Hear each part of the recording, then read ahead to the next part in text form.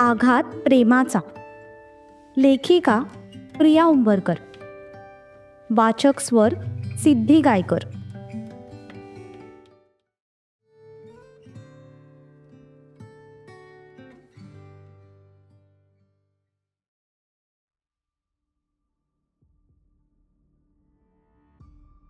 Baby girl, लिपस्टिकचा brand change केलायस का तू? Just shut up, okay? अच्छा बाबा, सॉरी.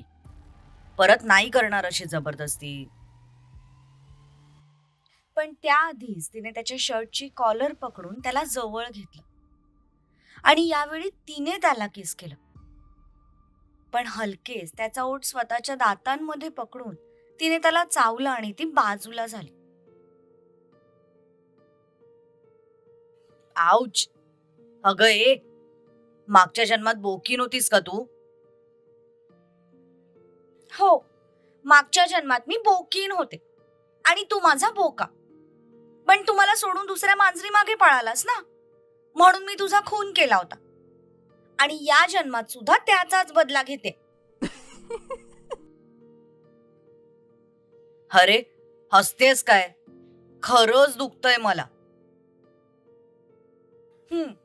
असंच पाहिजे तुला. गेल्या महिन्याभरातून आता वेळ मिळालाय का तुला?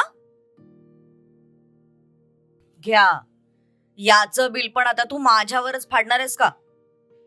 गेल्या महिन्याभरापासून तुमच्या घरात काय चाललंय ते माहिती नाहीये का तुला?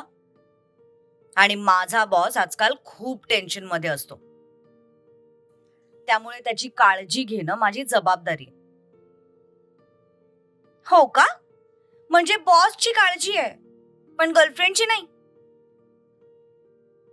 त्याचं काय आहे ना, बॉसची काळजी घेतली तर गर्लफ्रेंड आपोआप मिळेल ना, म्हणून बॉसची जास्त काळजी घ्यावी लागते मला. कुणाल, मी खरंच इतके दिवस तुला खूप मिस केलं रे.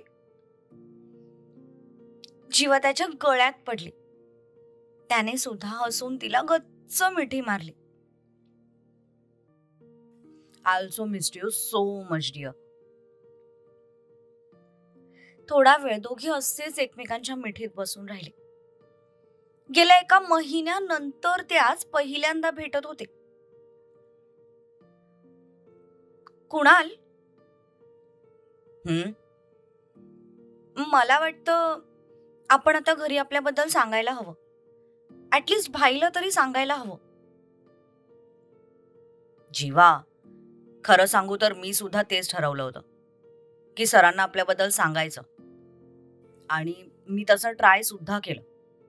पण जेव्हा जेव्हा त्यांच्याकडे जायचो तेव्हा तेव्हा ते मला कुठल्या ना कुठल्या टेन्शन मध्ये दिसायचे. मग प्रत्येक वेळी असं वाटायचं की हा मॅटर सॉल्व्ह होऊ दे, मग आरामात सांगतो. आणि असं करता करता हे इतके दिवस झालेत. आणि आता तर त्या युवराज किर्लोस्करमुळे ते इतके टेन्शन मध्ये आहेत ना की माझी त्यांना काही सांगायची हिंमतच होत नाहीये. कसलं टेन्शन? आणि भाई त्या युवराज किर्लोस्करला इतका का घाबरतोय? साधा मच्छर तर येतो, पायाखाली चिरडून टाकायचं आणि निघून जायचं. जीवा, सर त्या युवराजला घाबरतच नाहीयेत मुळात. सरांचं टेन्शन वेगळं आहे.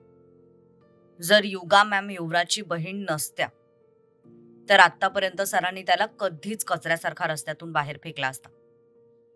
पण आता सिच्युएशन खूप वेगळी आहे. काय वेगळी आहे? जाऊ दे, ते सगळं मी तुला नंतर सांगतो.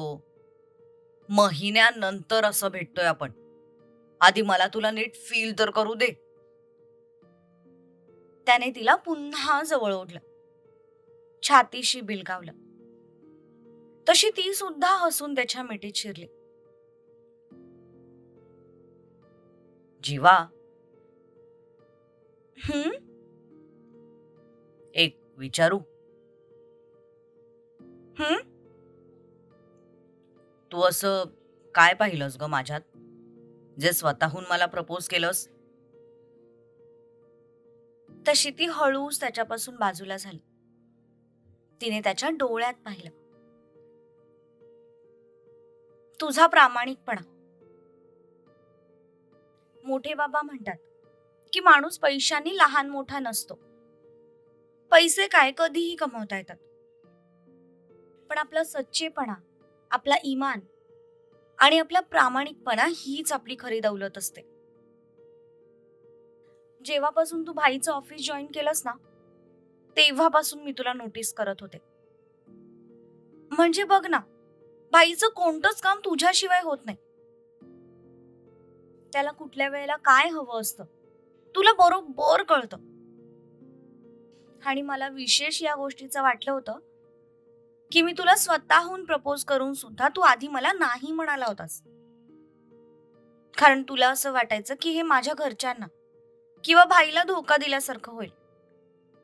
पण जेव्हा मी ते सुसाईड करायचं खोटं नाटक केलं, तेव्हा तू तुझं प्रेम कबूल केलंस. नाटक? जीव काढला होतास तू माझा. तुला काही झालं असतं ना तर सरांना कसं तोंड दाखवू या विचारानेच हादरलो होतो मी. अच्छा, म्हणजे तुझं प्रेम नव्हतं का माझ्यावर? प्रेमाचं माहित नाही, पण मला तू आवडत होतीस. म्हणजे इथे जॉब करायच्या आधी मी इतर 1-2 शहरांमध्ये जॉब केलाय. जेव्हा तिथल्या श्रीमंत घरातल्या बिघडलेल्या मुलींना बघितलं ना, तेव्हापासून डोक्यात जणू तेच शिरलं होतं की प्रत्येक श्रीमंत घरात वाढलेली मुलगी ही अशीच असते, रूढ आणि गर्विष्ठ.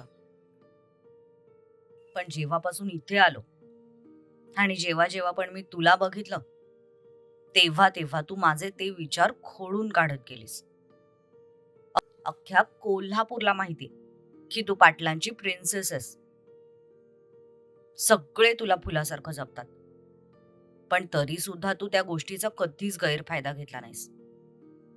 तुला मिळालेल्या इक्वालिटीचा वापर करून तू सगळ्यांना दाखवून दिलंस की जितकी मुलं कॅपेबल असतात तितक्याच मुली सुद्धा कॅपेबल असतात. आणि सगळ्यात महत्वाचं तुझं हे डाऊन टू अर्थ नेचर, त्याने मला भुरळ पाडली. आणि मी कधी तुझ्या प्रेमात पडलो मला कळलंच नाही. हा, म्हणजे थोडं थोडं कळायला लागलं होतं, पण तू मला प्रपोज केलंस ते माझ्यासाठी अनएक्सपेक्टेड होतं. मी जर तुला हो बोललो तर सर काय विचार करतील या विचारात मी पूर्ण रात्र जागलो होतो. तेव्हा पण असंच वाटायचं की मी जर तुला हो बोललो तर लोकांना असं वाटेल की मी तुमचा पैसा बघून तुमच्या जवळ आलोय. आणि मी आई भवानीची शपथ घेऊन सांगतो जीवा, मी तुमचा पैसा, तुमचं स्टेटस बघून तुझ्यावर प्रेम नाही केलं. मला तुझा स्वभाव आवडला, तू आवडलीस. त्याने हातांच्या ओंजळीत तिचा चेहरा पकडला. ती मात्र फक्त त्याचा चेहरा बघत होती. दिसायला तो सुद्धा राजकुमारासारखा होता. Perfect height, perfect body, perfect shape. हा, फक्त पाटलांच्या तोला मुलाचा नव्हता. एक नॉर्मल मिडल क्लास फॅमिलीतला होता. घरातला मोठा मुलगा आणि एकुलता एक कमवता. त्याच्या घरात त्याची आई आणि त्याचा लहान भाऊ होता. वडील काही वर्षांपूर्वी वारले होते.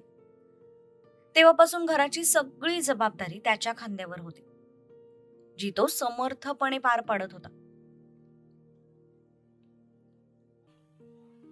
I love you Jeeva. I love you too my prince charming. तसं दोघांनी पुन्हा एकमेकांना मिठी मारली. प्रिन्स चार्मिंग नाहीये मी, तुमच्या तुलनेत तर भिकारीच आहे. तशी ती एका झटक्यात त्याच्यापासून बाजूला झाली आणि रागात त्याच्याकडे बघू लागली. व्हॉट? खबरदार, जर माझ्या प्रिन्स चार्मिंगला भिकारी बोललास तर. प्रिन्स चार्मिंग म्हणजे काय फक्त श्रीमंत मुलगा असं नसतं. प्रिन्स तर तो असतो जो त्याच्या क्वीनला फुलासारखं जपतो, तिची काळजी घेतो, तिची केअर करतो, तिच्यासाठी जीव घ्यायला आणि जीव द्यायला सुद्धा तयार असतो. आणि हे सगळे गुण तुझ्यात आहेत. और पैसे का क्या है? पैसे हम दोनों मिलके कमा लेंगे. तुझ्या भाईला कळलं ना जीवा की मी त्याच्या बहिणीला पटवलंय, तर तो कमरेत लात घालून जॉब वरून काढून टाकेल मला. आणि ध्रुव सर तर हातपाय तोडून कोल्हापूरच्या वेशीवर टांगतील मला.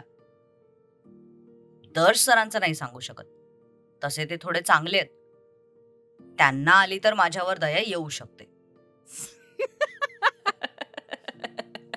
हसू नकोस. तुझ्या त्या 6 बॉडीगार्ड्सला आठवून कधी कधी रात्री दचकून उठून बसतो मी. रात्री झोपेत पण तुझे 3 वडिलांचे 3 भावांचे चेहरे डोळ्यासमोर दिसतात माझ्या. आणि मग रात्र रात्र झोप लागत नाही. काय यार कुणाल, पाटलांचा होणारा जावई आहेस, ते पण असा घाबरगुंडा. नो वे. तुझ्यापेक्षा तो युवराज किर्लोस्कर परवडला. मग त्या दिवशी काय स्टाईल मध्ये घरी आला होता. कुणालाही न घाबरता सगळ्यांकडे एक टक बघत होता. दम तो है भाई उसमें. हो का? मग जाऊन त्यालाच पाटलांचा जावई बनव. माझं काय, मी बघेन माझ्यासाठी कोणीतरी शिवणकाम करणारी किंवा शाळेत शिकवणारी. असं म्हणतोस? ठीक आहे, उद्याच त्याला लग्नाचा प्रपोजल पाठवते. बघ कसं एका पायावर तयार होतो ते. तसं कुणालने रागातच तिच्या मानेत हात घातला, तिला जवळ ओढलं. तशी ती हसायची थांबली. एक टोक त्याच्या डोळ्यात बघू लागली. दोघांचेही चेहरे अगदी एकमेकांच्या समोर होते. दूर राहायचेस तू त्याच्यापासून. आणि खबरदार, आता मी सोडून दुसऱ्या कोणाचाही विचार जरी केलास तरी. तू माझी होतीस, माझी आहेस आणि कायम माझीच राहणार आहेस. त्याच्या आवाजात तिला गमावण्याचं जे दुःख होतं ते ती फील करू शकत होती. पण त्याच्या याच केअरिंग स्वभावाच्या तर ती प्रेमात पडली होती. हो, ही जीवा तुझी होती आणि कायम तुझीच राहणार आहे. तिने त्याला मिठी मारली, त्याच्या खांद्यावर डोकं टेकवलं. तिच्या मिठीने त्याचा राग सुद्धा थोडा शांत झाला आणि त्याने सुद्धा तिला छातीशी घट्ट धरले.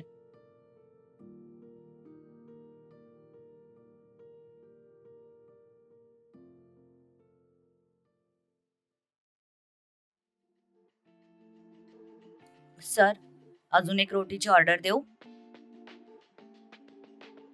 इकडे ध्रुव साहेब अजूनही त्यांचं जेवण करत होते. नाही नको. बरं मी काय म्हणतो, शिरा आहे का तुमच्याकडे? तसा अंतराने डोक्याला हात लावला.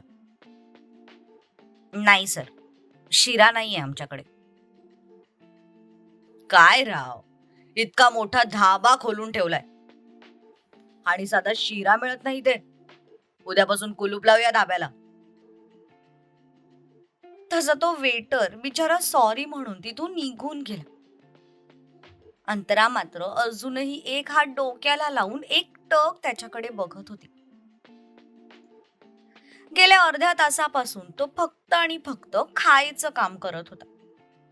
आतापर्यंत त्याने 4-5 रोट्या, एक मोठी प्लेट राईस, डाळ, 2 भाज्या आणि सूप इतकं संपवलं होतं.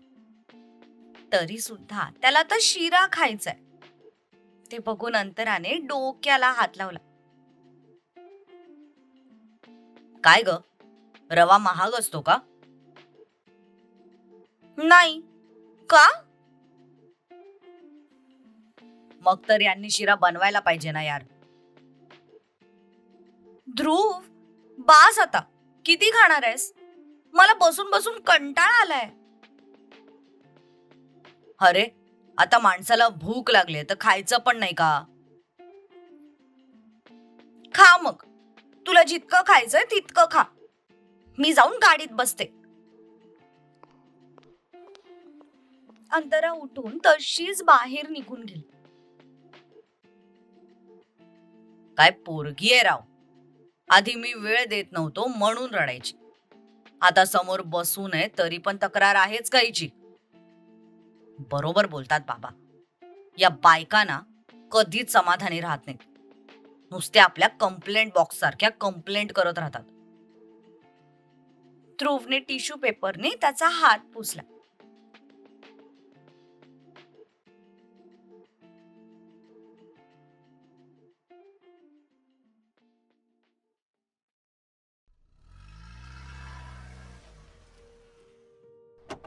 बरं जीवा, चल बाय. काळजी घे. आणि हो, प्लीज परत भेटण्यासाठी असा हट्ट करू नकोस. सध्या जे चालू आहे ते थोडं शांत होऊ दे. मग मी स्वतःहून सक्षम सरांशी सगळं बोलतो. ओके? ओके. कुणालने परत तिला कॉलेजच्या ग्राउंड फ्लोअरला आणून सोडलं होतं.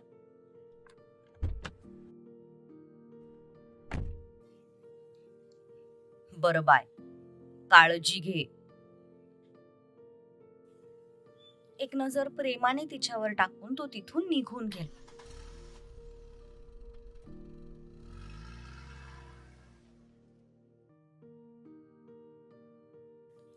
तो जाताच तिने पर्समधून तिचा फोन काढला. ड्रायव्हरला कॉलेजच्या मागच्या गेटवर यायला सांगितलं. आज तिचं शेवटचं लेक्चर ऑफ होतं आणि त्याचाच फायदा घेऊन तिने कुणालला भेटायसाठी बोलवलं होतं. आधी जीवाच्या पाठीमागे बॉडीगार्ड नसायचे, पण किर्लोस्कर प्रकरणापासून आता तिला एक सेपरेट गाडी सोडायला यायची आणि ते कुणालला माहिती होतं. म्हणून त्यांची नजर चुकवून तो चुपचाप तिला ग्राउंड फ्लोअरला भेटायला आला होता. तसं तर त्याच्या मनात कसलाही चोर नव्हता, पण सध्या पाटलांच्या घरात ज्या काही गोष्टी सुरू होत्या त्यात त्यांना अजून एखाद्या गोष्टीने टेन्शन व्हावं अशी त्याची इच्छा नव्हती. म्हणून तो खबरदारी घेत होता.